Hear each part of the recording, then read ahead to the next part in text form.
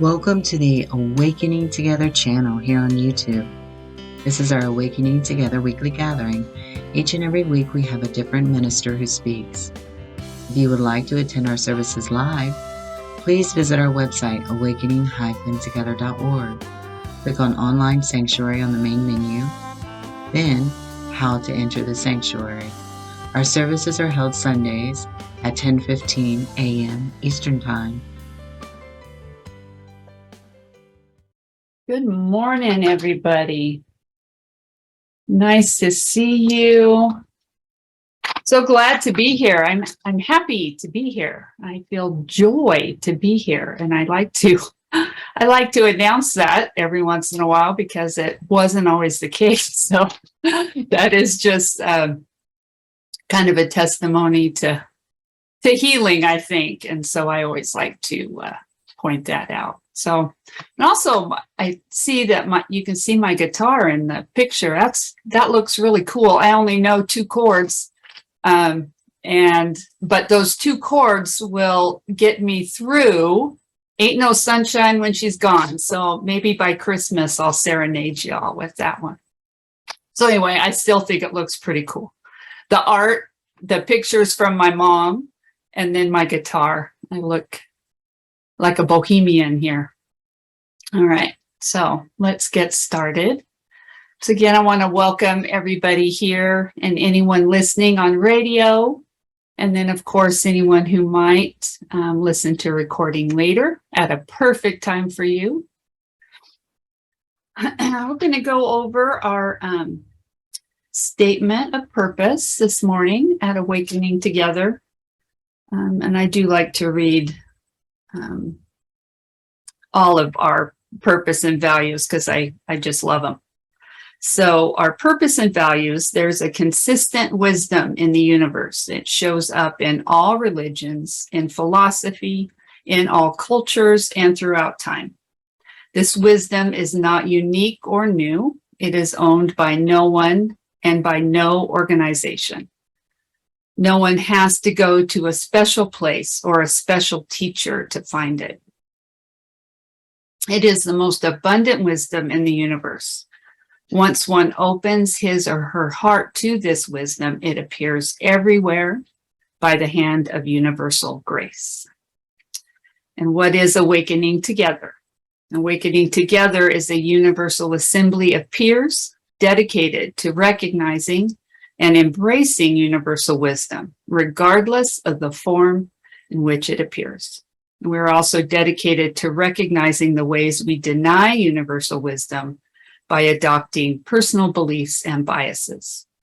We want to recognize these limitations so we can free ourselves from them and open to the continuous flow of universal wisdom. Our purpose at Awakening Together.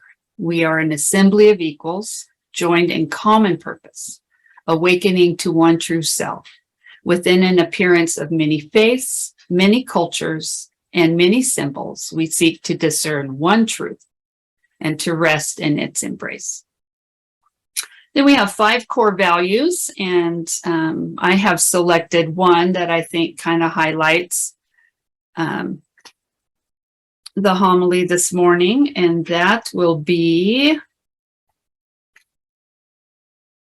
actually, we're switching it up. We're going with number 2 instead, and that is that we realize everyone is equal, and no one has been given spiritual intuition that is an authority over the spiritual intuition of others. We live this value by listening to each other, respecting each other, and allowing each one to be where he or she is. So that's our purpose and values, core value. And now we're going to move on to announcements. So there is going to be a few references, if not more than that, to that incredible retreat I am so grateful for. And I'm actually going to use just a bit of it to introduce our opening song. I can't I know that when I named the homily, and I think a lot of other ministers have mentioned this fact, right? We try and come up with our topics and our readings and descriptions, usually by Thursday before doing homily. And much can change between that time, for me anyway. But this one thing, this song, I knew like immediately that I wanted to have in our gathering today because it reflects really well my experience over the last week. Well, since I came out of retreat for the most part. So my topic initially came to mind. I'm having some challenges at the work site. And so the topic about work, about looking at this idea of work came through. And so I initially got a topic, kind of wrote a description of what I was looking at. And then I will talk a little bit later about the reading, but at first I thought it was about my workplace, right? I thought it was about the experience in the workplace. And then what I realized what I really wanted to talk about is described really well in the handout that we used at Releasing the Judge, Freedom from the Judge retreat. So this is what that is, that definition of work that I want to use, if I can find it. All right. So it was number 3 in the list. So when we can let go of what other people think and own our story, we gain access to our worthiness, the feeling that we are enough just as we are, and that we are worthy of love and belonging. When we spend a lifetime trying to distance ourselves from the parts of our lives that don't fit with who we think we're supposed to be, we stand outside of our story and hustle for our worthiness by constantly performing, perfecting, pleasing, and proving. Our sense of worthiness, that critically important piece that gives us access to love and belonging, lives inside our story. So in this context, the idea of story, we talk often about the stories of the mind and the stories of the ego and the stories of the chatter, right? In this context, the story is talking about our authentic story, our authentic journey, and that we deny that because of this noise going on about who we're supposed to be. And so I thought, well, I think that my homily or my journey since the retreat has been recognizing the journey from this worldly work that we engage in, which is, I mean, it's so perfectly described: performing, perfecting, pleasing, and proving. And I mean, just doesn't that sound exhausting? I mean, it's just exhausting. It just sounds it. So moving from that work, I think Freedom from the Judge showed me the journey from that type of work to the internal work that spiritual practice gives us. And so that's kind of more what is in line with what we're going to chat about today. So, and all of that just to introduce the first song.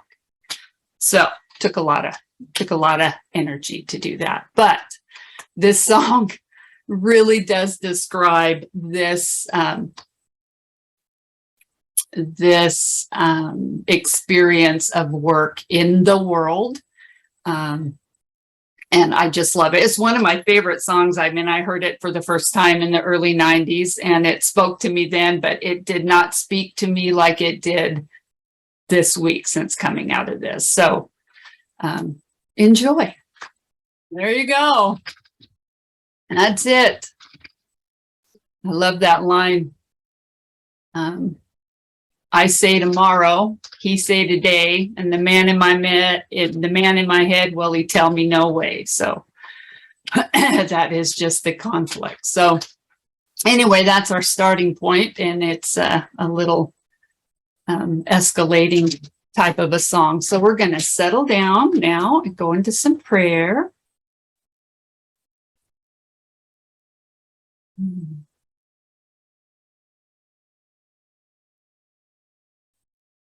Dear Father, we thank you. Thank you so much for this time together. We thank you for the opportunity to join in purpose. The purpose being to recognize what we each need and to practice in that way. To allow ourselves to be where we are in our authentic journey home to you. May we travel together and hear exactly what we need to hear during this time.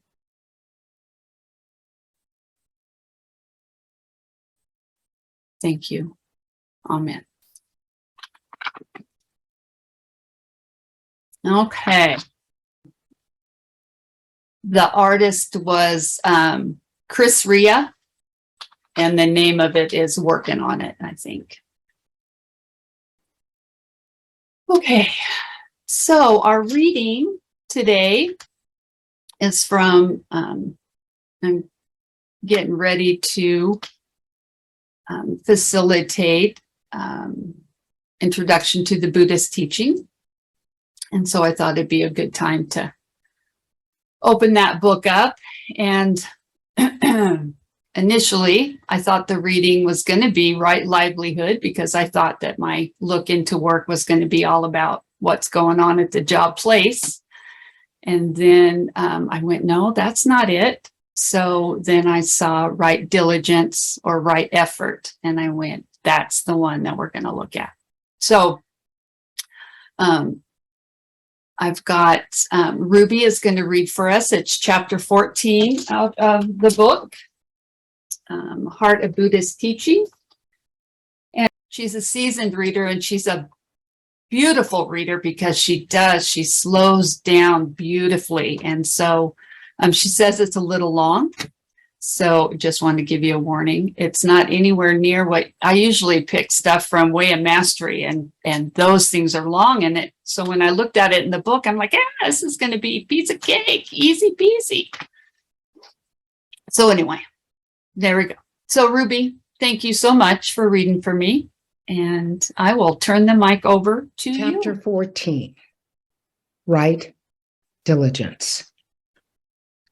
Right diligence, or right effort, is a kind of energy that helps us realize the noble eightfold path. If we are diligent for possession, sex, or food, that is wrong diligence.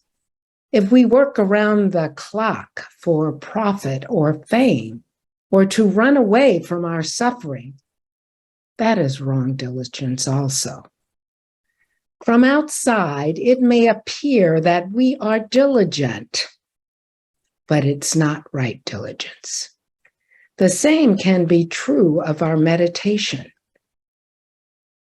We may appear diligent in our practice, but if it takes us further away from reality or from those we love, it is wrong diligence. When we practice sitting and walking meditation in ways that cause our body and mind to suffer, our efforts is not right diligence. And this is not based on right view. Our practice should be intelligent, based on right understanding of teachings. It is not because we practice hard that we can say that we're practicing right diligence. There was a monk in Tang Dynasty, China, who was practicing sitting meditation very hard, day and night. He thought he was practicing harder than anyone else, and he was very proud of that. He sat like a rock day and night, but his suffering was not transformed. One day, a teacher asked him, "Why are you sitting so hard?" And the monk replied, "To become a Buddha." The teacher picked up a tile and began polishing it. And the monk asked, "Teacher, what are you doing?" His master replied, "I am making a mirror." The monk asked, how can you make a tile into a mirror? And the teacher replied, "How can you become a Buddha? By sitting." The four practices usually associated with right diligence are: 1, preventing unwholesome seeds from our store consciousness that has not been yet arisen from arising. Helping the unwholesome seeds that are already arisen to return to our store consciousness. Number 3, finding ways to water the wholesome seeds in our store consciousness that have not yet arisen, and asking our friends to do the same also. 4, nourishing the wholesome seeds that have already risen so they will stay present in our mind consciousness and grow stronger. This is what's called the fourfold right diligence. Unwholesome means not conducive to liberation or the path. In our stored consciousness, there are seeds that are not beneficial for our transformation. And if those seeds are watered, they will grow stronger. When greed, hatred, ignorance, and wrong views arise, we will embrace them with right mindedness. If we embrace them with right mindfulness, sooner or later, they will lose their strength and return to our store consciousness. When wholesome seeds have not yet arisen, we can water them and help them come into our conscious mind. These seeds are happiness, love, loyalty, and reconciliation. They need watering every day. If we water them, we will feel joyful, and this will encourage them to stay longer. Keeping wholesome mental formations in our mind's consciousness is the fourth practice of right diligence. The fourfold right diligence is nourished by joy and interest. If your practice does not bring you joy, you are not practicing it correctly. The Buddha asked the monk Sona, "Is it true that before you become a monk, you were a musician?" Sona replied, "That is so." The Buddha asked, "What happens if the string in your instruments are too loose?" "Then you pluck it. There is no song, no sound." Sona replied. What happens when the strings are too taut? They will break. The practice of the way is the same. The Buddha said, maintain your health, be joyful. Do not force yourself to do things you cannot do. We need to know our physical and psychological limits. We shouldn't force ourselves to do aesthetic practices or lose ourselves in sensual pleasures. Right diligence lies in the middle way between the extremes of austerity and sensual indulgence. The teacher of the 7 factors of awakening are also part of the practice of right diligence. Joy is a factor of awakening. It is the heart of right diligence. Ease, another factor of awakening. It is also essential for right diligence. In fact, not only right diligence, but also right mindfulness and right concentration need joy and ease. Right diligence doesn't mean to force ourselves. If we have joy, ease, and interest, our effort will come naturally. When we hear the bell inviting us for walking or sitting meditation, we will have the energy to participate if we find meditation joyful and interesting. If we do not have the energy to practice sitting or walking meditation, it is because these practices do not bring us joy or transformation. And we do not yet see their benefit. When I wanted to become a novice monk, my family thought that the monk's life would be too difficult for me, but I knew it was the only way I could be happy, and I persisted. Once I became a novice, I became happy and free as a bird in the sky. And when the time came for chanting sutras, I felt as though I had been invited to a concert.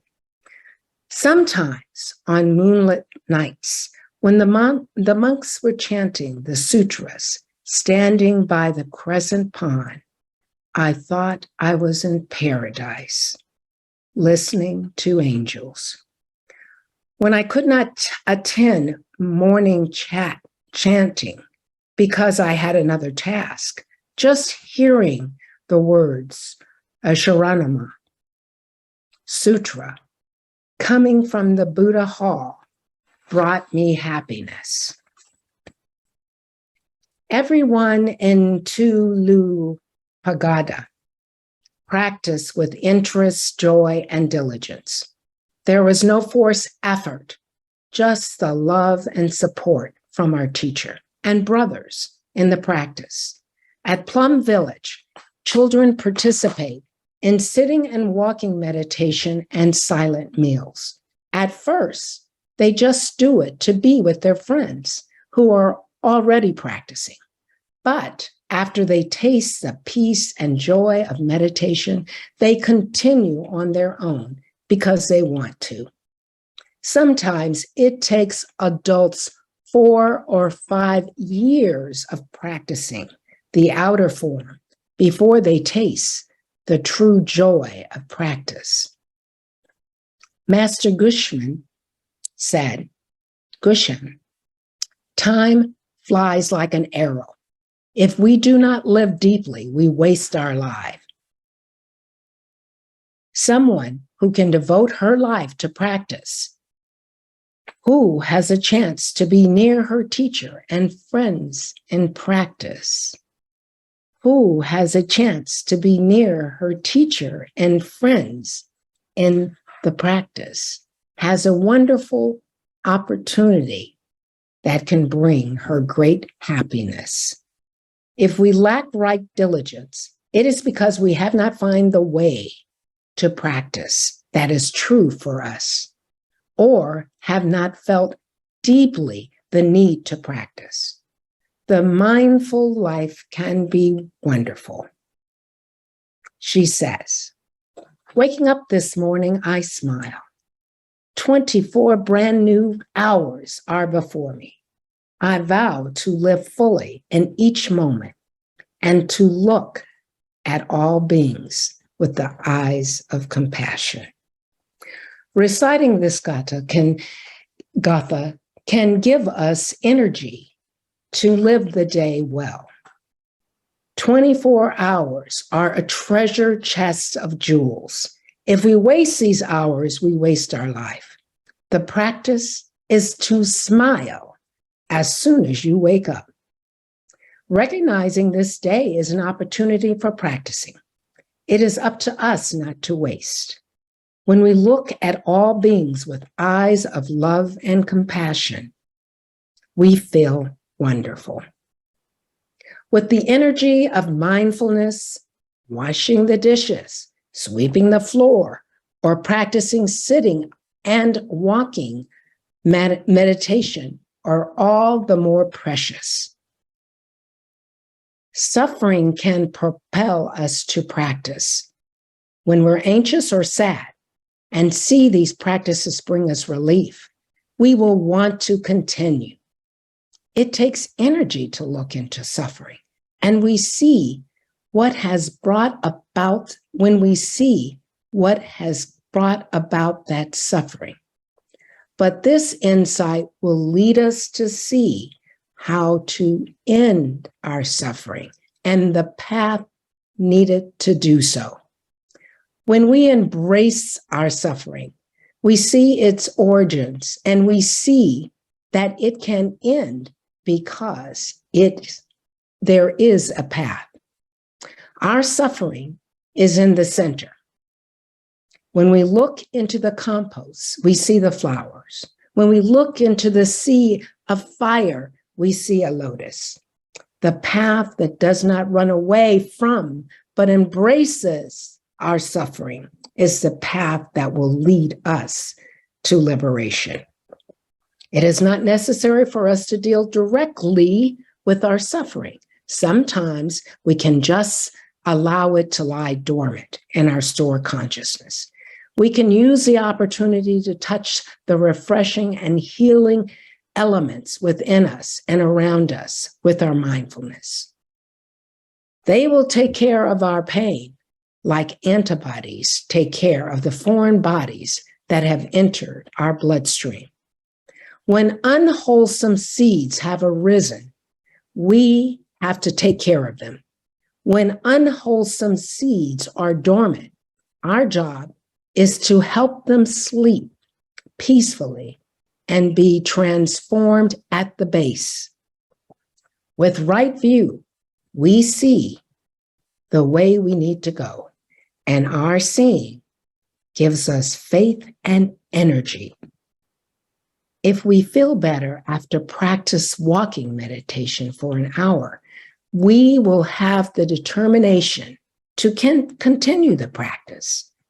When we see how walking meditation brings peace to others, we will have even more faith to practice. With patience, we can discover the joys of life that all around us. And we will have more energy and interest in diligence. The practice of mindful living should be joyful and pleasant. If you breathe in and out and feel joy and peace, that is right diligence. If you suppress yourself, you are suffering during your practice. If you're suffering during your practice, it probably isn't right diligence. Examine your practice. See what brings you joy and happiness of the sustained type. Try to spend time with a Sangha, brothers, sisters, who are creating a field of mindful energy that can make your practice easy. Work together with a teacher and a friend to transform your suffering into compassion, peace, and understanding. and do it with joy and ease. That is right diligence.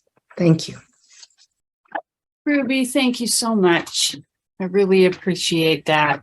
There is always a lot in Buddhist teachings, right? There's lists within lists within lists. But that idea for me of right diligence was the turning of our external efforts back into the within. And I think the retreat certainly helped me see how egoic thinking, how the judge is how we came to recognize this voice that is the dictator pretty much in our daily life, how that will hijack even the most beautiful spiritual practices that have been given to us. And it takes them, and instead of them ringing with this joy or ringing with this sense of relief from suffering. I mean, we do engage in practice to gain some relief from suffering. And if that is not what's occurring for us through our practice, then there's a good chance it's been hijacked. It's been hijacked by this bossy one, this taskmaster, this one that has laid out this standard for us to live up to, and we don't feel, and we're not in touch with our own internal guidance that will override that noise, right? And so I think it's extremely important for us to, this is what's coming in. I also listened on the heels of the retreat. I did listen to clarifying the teachings last week as well. And that helped bring an awful lot of clarity to me as well about some things. So and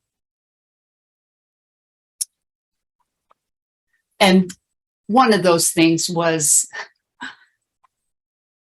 making sure that we are engaged in a practice that is timely for us. That I have had a tendency in the past to take on practices that the judge thought I should, that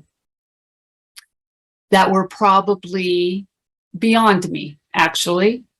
But I thought I should be able to meet that standard, right? So I would engage. And that was the experience that I see now of the judge or the ego hijacking my spiritual practice, right? So having to be honest about where I'm at, what my limitations are, and engage in a practice that does make my heart sing, right? I mean, that is, that's a good place to be and a good place to start. And I think one of the interesting things that came out of the Freedom from the Judge retreat for me was it finally became okay after, the practice within the retreat. I mean, the practice that we were given was to symbolize outside of ourselves when that noise is happening, right? When that judge is just chirping in our ear, right? And so we were taught exactly to do this when we hear it.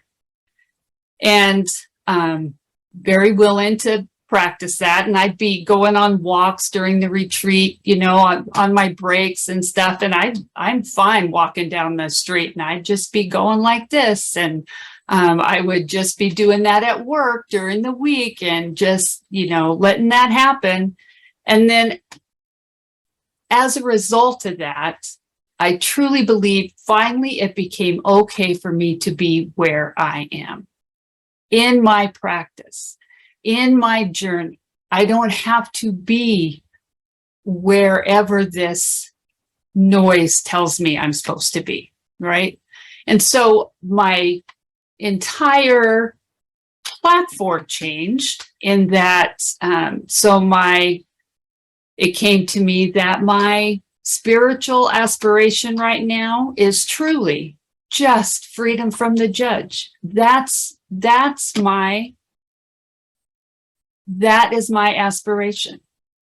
And my practice is this. And it's also, I have pictures, you know, I have one at home and I have one at work that kind of also symbolizes and reminds me to notice when that noise is coming. And as I do that, the voice quiets and the joy comes. And once again, it's okay to be where I am. And one of the things that's very nice about this transition of effort from out in the world, and that effort is guided by the judge, right? It dictates, you must do this, this, this, and this in order to be okay, to be safe, to be happy. I mean, it does have our, in a very weird way, our best interests in mind, right? I mean, it does desire for us to be protected and safe. It just doesn't know who we are. So we cannot do that well, right? I mean, that is the job of our internal wisdom. That is the job of the Holy Spirit. It knows who we are. It will guide us. But we cannot get to that guidance with that noise going on all the time. And like I said, I mean, this is, you know, it's just finding, I just see the value in finding the practice that sings to you, because that is the one you are to be involved in. And I have spent a lot of time on this path observing somebody else's practices and saying, oh, I should be doing that, right? I should be doing that. That's the one I should be engaged in. It works so great for her. And that's great. And we love to share that stuff, right? But if the practice is not for me, it will just feel like a lot of work and it will be frustrating. And it's just because the judge has hijacked that practice. So the one thing that I like about that movement from that external focus of work to the within focus of work is that there is a chance for me to engage in a practice that is truly for me. And then some progress can be had. There's nothing more frustrating than to continue to spin your wheels constantly out of frustration, thinking that this is a spiritual path, only to be disappointed and falling short all the time.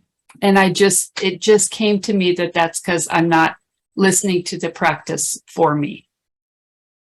Another thing that really helped with this for me during this retreat was I finally got a glimpse of the truth that I think I interact with the world, but I do not interact with the world. I think I'm interacting with situations at work. I think I'm interacting with my spouse. I think I'm interacting with friends. I think I'm interacting with even you all as I watch your beautiful faces on my screen. I am interacting with my thoughts about you. That's what I'm engaged in all the time. That is easier if I can hold to that. It is much easier to deal with that issue. It really is, than to deal with all the issues that would be going on out in the world, right? So if it is just me and the only one I'm interacting with is my thoughts, my interpretations, my judge, my noisemaker, my critic, my boss, I can respond to that consistently. And that's all a practice is for, is how are we going to respond to this when it happens? So if I think that I have to do my work, if I think my work is out there, right? There's so many different fires to put out. There's so many different situations. There's so many efforts to choose. What do I do here? What do I do there? How do I act here? How do I act there? It's like too many choices, right? Too much competing stimulus.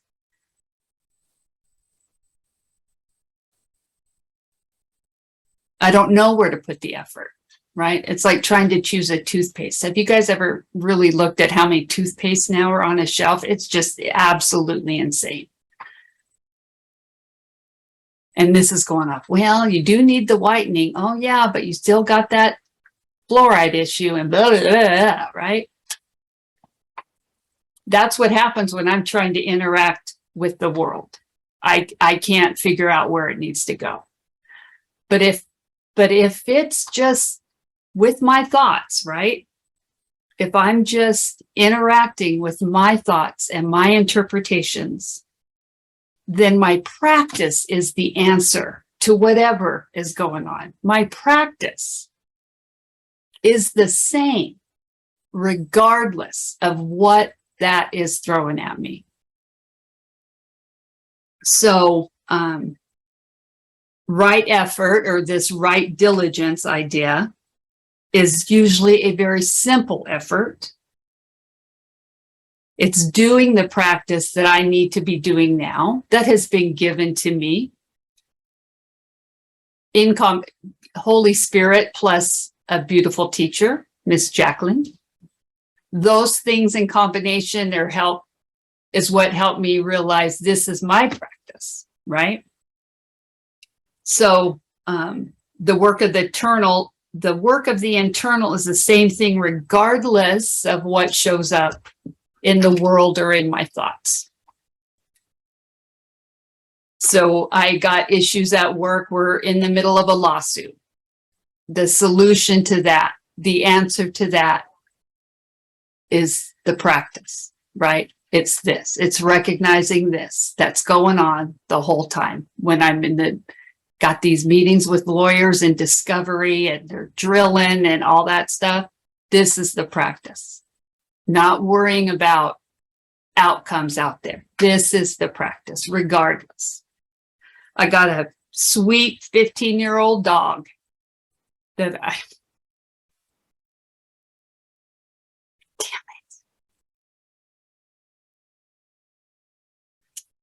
15 years old. That's 105 if you're doing the math.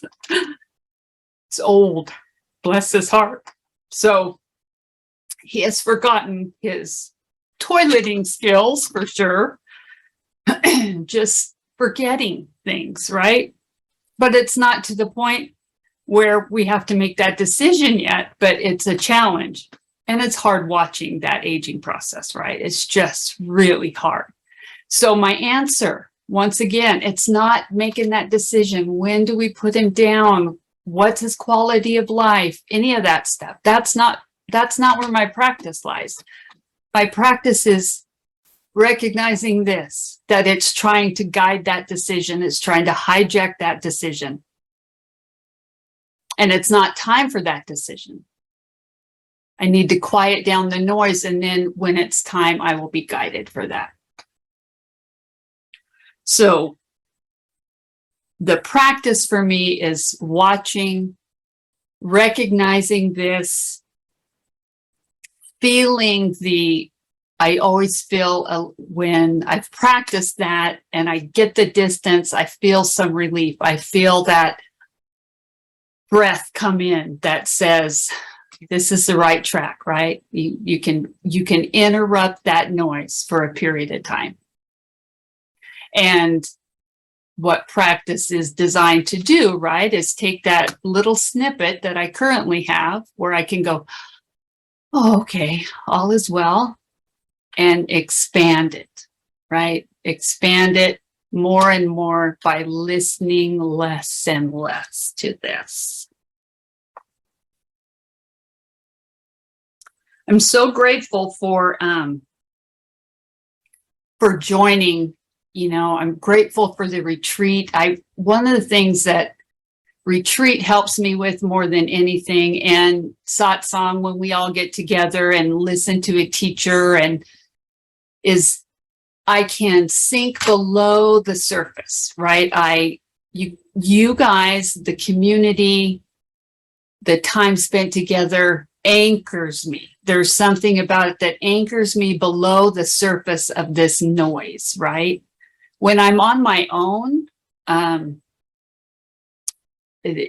just buoy up to the surface, right? To this shallow, noisy surface of life. And so I'm so grateful to be able to come together and do this, but I have to have a practice that will help pull me down and anchor me into whatever the transformation that is to take place can take place, right? So I have to have that practice, and I'm just so grateful that I have found that I can recognize the truth within me and not get lost out in the world.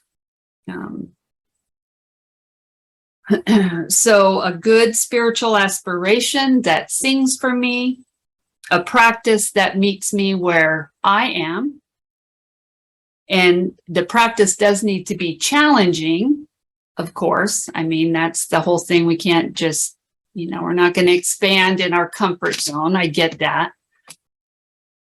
But if it's too challenging, there's no joy in it, right? I'm not going to do it. That's the bottom line. I just won't engage in the practice.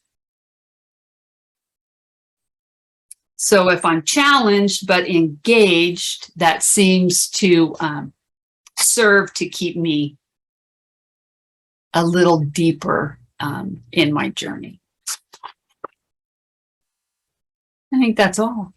Thank you. Thank you so much. We're going to listen now. This song is also from the 90s, I believe. I get kind of stuck sometimes back there in this music, but this is, it's Queensryche. It's called Silent Lucidity, and I just love this song. And I think it's a very nice balance to our opening song. So we're going to listen to Recognizing Truth, which is one of the definitions of lucidity. So we'll listen. Thanks again. I love you all. So I want to thank Rubye again for reading for me, and Sina for music. We have about 3 minutes. If anybody wants to share anything that came to mind for them, or beautiful notes, you guys. Thank you. We might have time to just go to our closing song, and we will do, yes, donation. Thank you. Sina posted a link if anyone feels called to donate. I'm watching Connie do her laundry. Bless her heart. Getting your chores done, Connie. All right. Again, thank you all. Love you. Love you much. I will have to go take care of this dog. So I'm going to be, I'm still going to be connected during fellowship, but I'm just going to turn my camera off. So love you. You've been watching our online gathering. It happens weekly on Sundays at 10:15 a.m. Eastern Time. To join us live in the sanctuary, visit our website, awakening-together.org. You'll want to click on Online Sanctuary in the main menu, and then in the drop-down menu, look for How to Enter the Sanctuary. Right there at the top of the page is a clickable link. We'd love to see you in the sanctuary and join with you in fellowship. Thank you again for watching. Also, please know that if you'd like to stay connected via the Awakening Together channel here on YouTube, you can subscribe and hit the bell for more notifications. We hope to see you in the sanctuary.